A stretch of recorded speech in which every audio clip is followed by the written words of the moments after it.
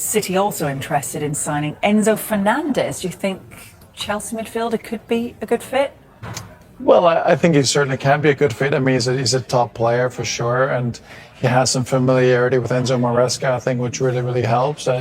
He's a top player. He's a high-level player who wants to play at the highest competitions at the highest level. The fact that Chelsea don't have that European football this year, Champions League, I think is a big minus for them. And I think that's where Enzo Fernandez, he was linked to Real Madrid earlier this summer. He wants to be playing in those competitions, so I can see why a move to Man City would be so appealing for him. Now, whether it happens or not is another question, but yeah, I can definitely see the interest and why they would be interested. Okay, right. Well, we're going to stay with Chelsea. Chris, bring us more on the breaking news that obviously we can see on the bottom of the screen there. News that's broken in the last few minutes really. Philip Jorgensen, he's completed a season-long move to Strasbourg, obviously one of Chelsea's partner clubs. They've agreed that deal to send him on loan, straight loan, until the end of the season.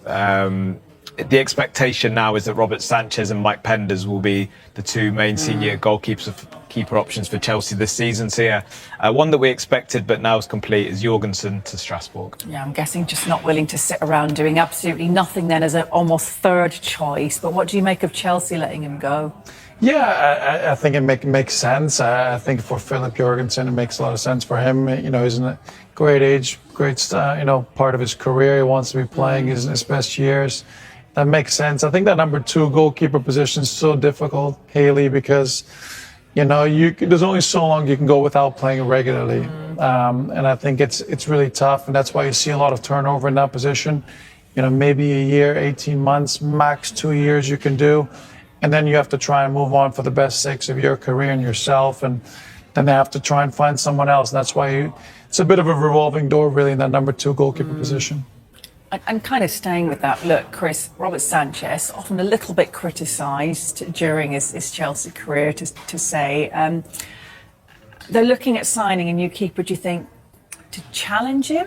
Do you know what? I don't think so. I think the signs that we're getting out of Chelsea is that it will be Sanchez and Penders that will fight for that number 1 position. I think it's going to be interesting now to see, I guess, who they bring as the third keeper.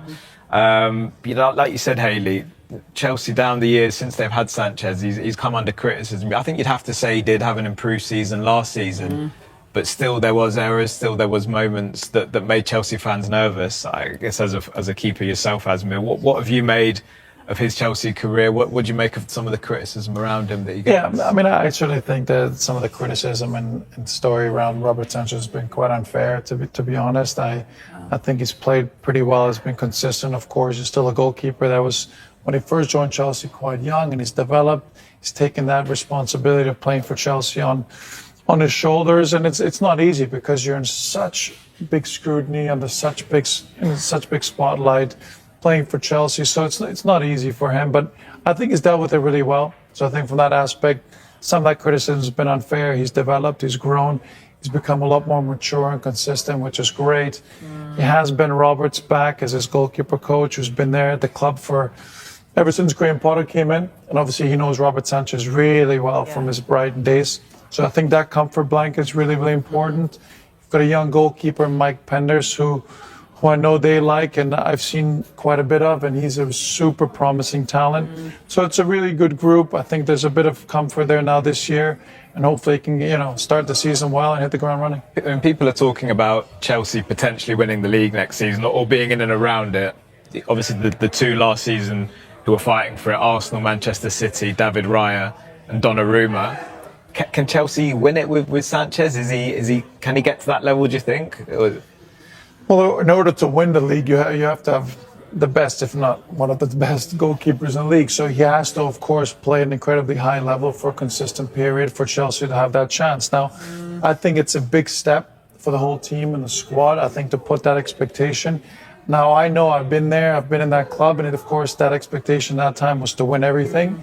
I think slightly after last season, it's maybe a little bit less. It's about making sure you get into the Champions League again, getting into those places and taking that step forward, and then maybe you compete for the league. But in general terms, if you do want to win the league, you have to have one of the best goalkeepers in the league without a doubt. Yeah. What about the squad in general and the business that they've done? They've obviously sold two of their regular back four, Marc Cucurella and Trevor Chalobah, but they have been busy signing players as well, haven't they? Yeah, I really like their squad. I think they've made some really good progress. I think if you look at their, especially first 12 or 13 players, it's as strong of a starting 11 as really there is in the whole entire Premier League. Now, of course, that squad and the strength and depth is something they need to work on and make sure they get the numbers right with players coming and going.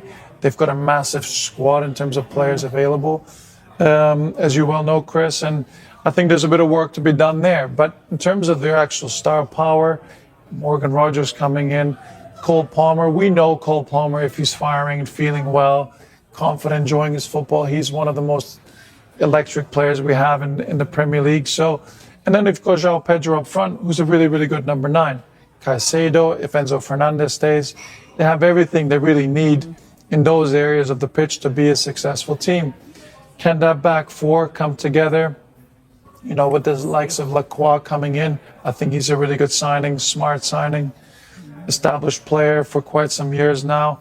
If Levi Colwell's fit, really important player once again. And of course, if Robert Sanchez plays to the level that we know he can, then you've got a really good base and spine of the team. So I really like their squad and the business they've done this summer. What about Nicholas Jackson? So no talk of him. Do you think time to maybe move him on, or do you see value in still keeping him? Well, again, I think it goes down to how does the squad look like without having the European competitions.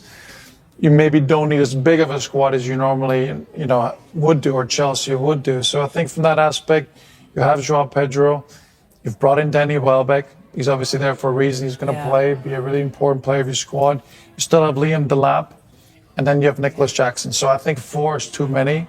So something has to give there. Now, whether it's Nicholas Jackson, maybe a Liam Delap, who's going to move on? Those are decisions they have to make. But for me, I like Nicholas Jackson. He's improved, made a really good impact at Bayern Munich last year. And I think, again, at this stage of his career, he's going to want to play regularly. So it's going to be really difficult to make all the pieces work. But that's, the kind of work that the club have to do this summer. Yeah. And talk to us about the work that the club are doing. Are we expecting any more announcements maybe this week? Again, who are we expecting to leave, Chris? Yeah, look, I think very close to an announcement in terms of Chelsea and Pep Chavarria from Rayo Vallecano. That talks have been ongoing now for more than a month for that deal. He's kind of got the experience that Chelsea want in terms of replacing Marc Cucurella. We know how important Cucurella was to Chelsea, not just on the pitch but off the pitch as well. Real big character in that dressing room. Played for Rayo Vallecano, like I said, last season in that Conference League final against Crystal Palace. So yeah, like I said, this one's been going on for a little while, but a deal is really close to being agreed, and I think we'll see something this week on that one. Okay, we shall wait and see if it is. There you go. Chelsea are entering one of the most interesting stages of their summer transfer window, and this time, it is not just about who they can sign. It is about who they can actually get rid of. The Blues have already spent heavily this summer, bringing in players like Morgan Rogers, Maxence Lacroix, Giovanni Quenda, and Danny Welbeck, but the squad has become so big that Xabi Alonso now has a serious selection and registration problem. Reports suggest Chelsea could have as many as 46 players around the first team setup, meaning a major clearout is becoming unavoidable. Chelsea FC, and here is where the UEFA agreement becomes very important. Chelsea are still dealing with a UEFA settlement following their financial rule breach, and one of the conditions means their UEFA List A transfer balance has to be positive before they can freely add new players to their European squad. In simple terms, Chelsea need the outgoing business to help cover the cost of the incoming players. So this is not just about making space in the dressing room. Selling players can directly determine how much room Chelsea have to strengthen their squad. The Guardian. That explains why Chelsea are now looking at a long list of possible departures. Trevor Chalobah has already completed his move to Como for a deal worth more than £30 million, while Marc Cucurella has joined Real Madrid and Tariq George has made his move to Everton permanent. And there could be plenty more exits before the window closes, with players such as Axel Disasi, Philip Jorgensen, Benoit Badiashile, Dosin Adarabio, Nicholas Jackson, Liam Delap and others reportedly facing uncertain futures. Chelsea FC. But Chelsea are not finished buying. One of the most interesting names is Pep Chavarria of Rayo Vallecano. Chelsea have reportedly moved close to an agreement for the Spanish left-back, with reports suggesting personal terms have been reached and a medical could follow. His arrival would make sense because Marc Cucurella has left for Real Madrid, leaving Chelsea needing more depth at left-back alongside Joel Hato. The Sun. Then there is the centre-back situation. Chelsea have already signed Maxence Lacroix from Crystal Palace, but reports indicate that John Stones has also been considered, while Chelsea continue to assess their defensive options. The club are also monitoring young attacking talent such as Kerim Alajbegovic of Bayer Leverkusen. So even after spending heavily, Chelsea are still looking at ways to improve the squad, but their next moves could depend heavily on who leaves Stamford Bridge first. Chelsea FC.